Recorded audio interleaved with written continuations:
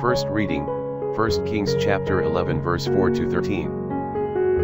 And when he was now old, his heart was turned away by women to follow strange gods, and his heart was not perfect with the Lord his God, as was the heart of David his father. But Solomon worshipped Astarthe the goddess of the Sidonians, and Moloch the idol of the Ammonites. And Solomon did that which was not pleasing before the Lord, and did not fully follow the Lord, as David his father.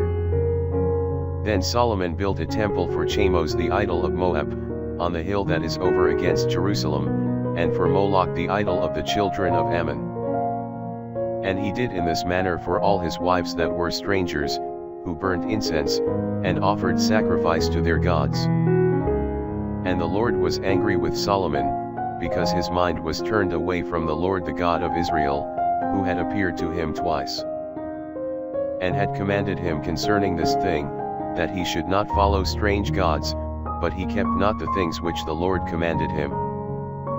The Lord therefore said to Solomon, Because thou hast done this, and hast not kept my covenant, and my precepts, which I have commanded thee, I will divide and rend thy kingdom, and will give it to thy servant. Nevertheless in thy days I will not do it, for David thy father's sake, but I will rend it out of the hand of thy son.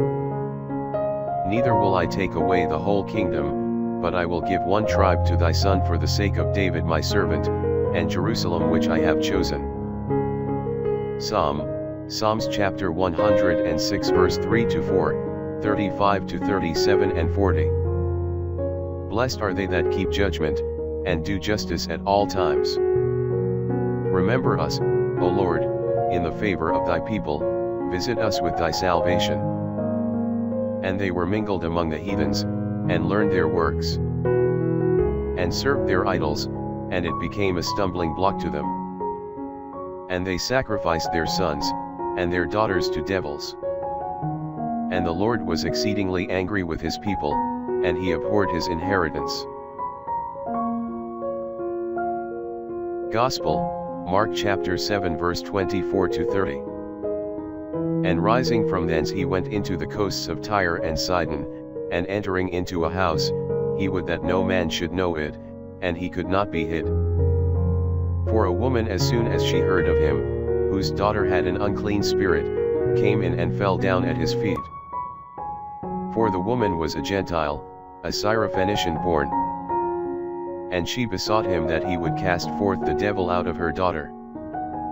Who said to her, Suffer first the children to be filled, for it is not good to take the bread of the children, and cast it to the dogs. But she answered and said to him, Yea, Lord, for the whelps also eat under the table of the crumbs of the children. And he said to her, For this saying go thy way, the devil is gone out of thy daughter.